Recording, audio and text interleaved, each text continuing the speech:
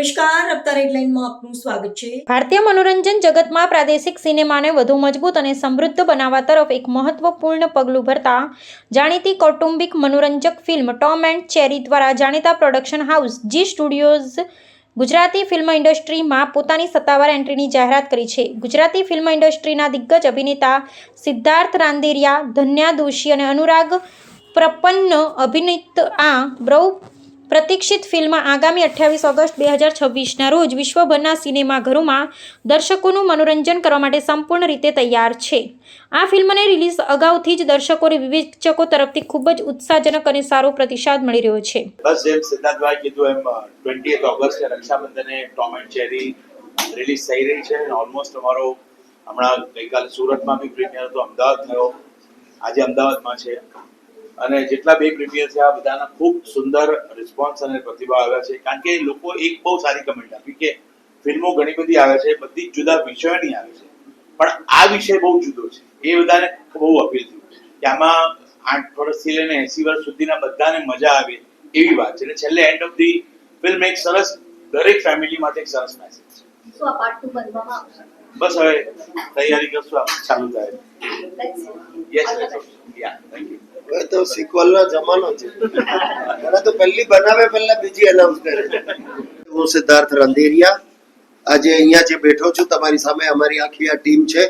મારી આવનારી ફિલ્મ જે 28મી ઓગસ્ટ રક્ષાબંધનને દિવસે રજૂ થવાની છે સિનેમાઘરોમાં, નામ છે જેનું Tom and cherry. Yes, Tom and cherry સરસ મજાની ફેમિલી એન્ટરટેનર ફિલ્મ છે દોસ્તો, અને એક બે જે પ્રીમિયર કર્યા એમાં લોકોનો પ્રતિસાદ પણ ખૂબ જ સરસ આવ્યો છે। તો જરૂરથી રક્ષાબંધનનો દિવસ છે એટલે આઈ વુડ રિક્વેસ્ટ બધાને કે સાંજ પડે રાત પડે આખા ફેમિલી સાથે એક ઉજવણી કરો અને યાદગાર ઉજવણી રહેશે કે આપણને યાદ છે એ રક્ષાબંધનમાં આપણે આ પિક્ચર જોવા ગયા હતા, એ ટાઈપની આ ફિલ્મ છે અને સરસ મજાનો મેસેજ પણ એમાં છે।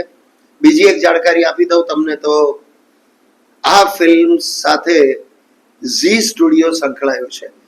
ઝી સ્ટુડિયોની આ પહેલી ગુજરાતી ફિલ્મ છે જે ખરેખર ખૂબ જ આનંદની અને ગર્વની બાબત છે અમારે માટે, આપણા સૌ માટે, ગુજરાતીઓ માટે, કે આજે આવા મોટા મોટા પ્રોડક્શન હાઉસ પણ આપણા ગુજરાત તરફ વળી રહ્યા છે અને આપણી ફિલ્મને સપોર્ટ કરી રહ્યા છે, એટલે ખરેખર ખૂબ જ આવકારદાયક વાત છે। મેં આ મૂવીમાં ટોમનો રોલ પ્લે કર્યો છે, ટોમ એન્ડ ચેરીમાં। તને આ સ્ક્રિપ્ટ કેવી રીતે મળી અને તે કેવી રીતે ફિલ્મ પસંદ કરી? મેં આના માટે અમદાવાદથી બરોડા જઈને ઓડિશન ક્રેક કર્યું હતું અને મને પહેલાંથી આમાં થોડુંક ઇન્ટરેસ્ટ હતો અને હું 6 વર્ષનો હતો ત્યારથી હું નાની એડ ફિલ્મ્સ અને એ બધું કરતો હતો અને ત્યારથી મને થોડુંક હતું કે આવી રીતે એક ફિલ્મ કરવી છે। ખાસ તારા રોલ વિશે કે?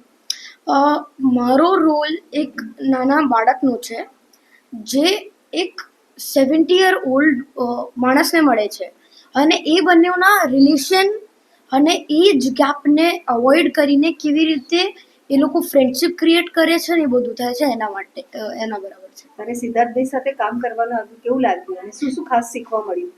મને બહુ જ મજા આવી, એટલે એમના જોડેથી હંમેશા બહુ જ બધી વસ્તુઓ શીખવા મળે છે કેમ કે એમની જોડે એટલો બધો એક્સપિરિયન્સ છે કે એમને એટલું બધું ખબર છે કે આપણે એમની જોડે રહીએ ને તો પણ બહુ જ વધારે ટાઈમ લાગે એમની બધી વસ્તુઓ જાણવામાં, કેમ કે એમને બહુ જ નોલેજ છે આ એક્ટિંગ અને એ બધાનું। તારા સ્કૂલના સ્ટુડન્ટ્સ બધાને કેવું લાગ્યું તારું આ પાર્ટ? હા, હું એક નવા ક્લાસમાં શિફ્ટ થયો હતો ત્યારે સ્ટાર્ટિંગમાં એ લોકોને નથી ખબર, પણ મેં જ્યારે કીધું ત્યારે એ લોકોને બહુ જ ગમ્યું અને શોક થઈ ગયા કે આવી રીતે હું આવી રીતે ફિલ્મ્સ અને એડ્સ કરું છું।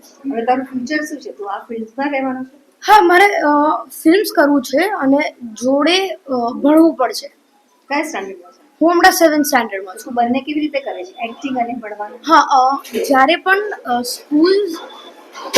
પણ આવું શૂટ હોય છે કે પ્રમોશન હોય છે ત્યારે મારે સ્કૂલ સ્કીપ કરવી પડે છે, પણ પછી સ્કૂલ પણ સપોર્ટ કરે છે તો એની જોડે હું કવર અપ કરી લઉં છું। ખાસ કરીને કોઈ તમારો યાદગાર અનુભવ મને કહેવા માંગો? શૂટિંગ દરમિયાન તમે સોંગમાં જોયું હશે, અમે લોકો હતા અતાપી વન્ડરલેન્ડમાં, ત્યાં બહુ જ મજા આવી હતી અને એક લાઈક અ પેડ વેકેશન હતું, બહુ જ મજા આવી હતી એ દિવસે। ખાસ છોકરાઓએ હસવું જોઈએ, મોટા લોકોએ હસવું જોઈએ. હા, આ મૂવી આખી હસવા પર અને હ્યુમર જ છે. બહુ જ મજા આવશે, હું કહું છું.